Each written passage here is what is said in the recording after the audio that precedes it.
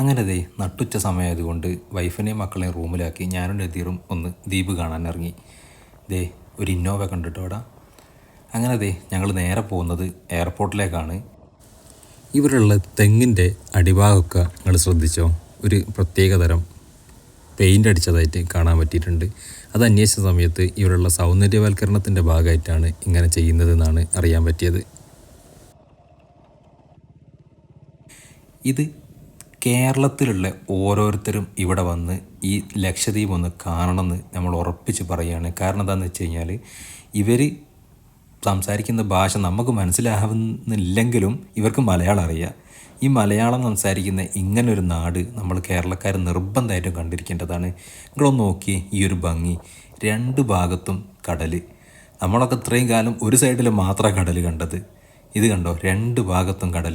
ധനുഷ്കോടി ഉണ്ട് കേട്ടോ അതേപോലൊരു സ്ഥലം, പക്ഷേ അതിനേക്കാട്ടിലും സൂപ്പറാണിത്. ഞങ്ങൾ നേരെ എയർപോർട്ടിലെത്തിയ സമയത്ത് നമ്മളുടെ ഭാഗ്യം എന്ന് പറയട്ടെ, ഒരു ഹെലികോപ്റ്റർ നേരെ ലാൻഡ് ചെയ്യുന്ന ഈ ഹെലികോപ്റ്റർ ഈ ലക്ഷദ്വീപുകാരുടെ എന്താ പറയുക, എയർ ആംബുലൻസാണ്. ഈ വളരെ അത്യാവശ്യ ഘട്ടത്തിൽ നമ്മൾ അനാർക്കലി സിനിമ കണ്ടിട്ടില്ലേ, ഇവാക്വേഷൻ, ആ ഒരു സംഭവം തന്നെ. പക്ഷേ ഇത് ഇവാക്വേഷനായിട്ട് വന്നതല്ല. ഇത് പാസഞ്ചേഴ്സിന് വളരെ അത്യാവശ്യ ഘട്ടങ്ങളിൽ എയർപോർട്ടിലേക്ക് എത്തിക്കാൻ വേണ്ടിയിട്ട് മറ്റ് ദ്വീപുകളിൽ നിന്ന് വരുന്നതാണ്. ഇതിപ്പം കവരത്തി നിന്നാണ് വന്നതെന്നാണ് ഇവർ പറഞ്ഞത്. അങ്ങനെ ഇവിടുന്ന് ആൾക്കാർ പോകുന്നു. ഈ അഗത്തി എയർപോർട്ട് വേൾഡിലെ തന്നെ ഡേഞ്ചറസ് എയർപോർട്ടുകളിൽ ഒന്നാണെന്നാണ് മനസ്സിലാക്കാൻ പറ്റിയത്. അങ്ങനെ ഇവരെല്ലാവരും കയറിക്കഴിഞ്ഞതിന് ശേഷം ഹെലികോപ്റ്റർ ടേക്ക് ഓഫ് ചെയ്ത് പോയി. അങ്ങനെ ഒരു എയർ ഇന്ത്യൻ്റെ ഒരു വിമാനം കൂടി ഇങ്ങോട്ട് വരാനുണ്ടെന്ന് പറഞ്ഞ് എന്നാൽ പിന്നെ അതും കൂടി കണ്ടിട്ട് പോകാമെന്നുള്ള തീരുമാനത്തിലായി.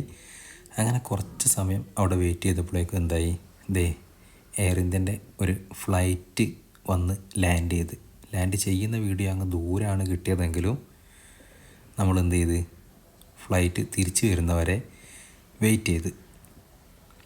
അങ്ങനെ നല്ല അടിപൊളിയിൽ നമുക്ക് ഫ്ലൈറ്റിൻ്റെ ഒരു വീഡിയോസ് എടുക്കാൻ പറ്റി. അങ്ങനെ കുറച്ച് നേരം അവിടെ സ്പെൻഡ് ചെയ്തതിന് ശേഷം നമ്മൾ നേരെ വൈഫിനെയും കുട്ടികളെയും റൂമിലാക്കി പോയതാണല്ലോ, നമ്മൾ നേരെ തിരിച്ചു വിട്ട്. ബാക്കി വീഡിയോസും നമുക്ക് അടുത്ത വീഡിയോയിൽ കാണാം.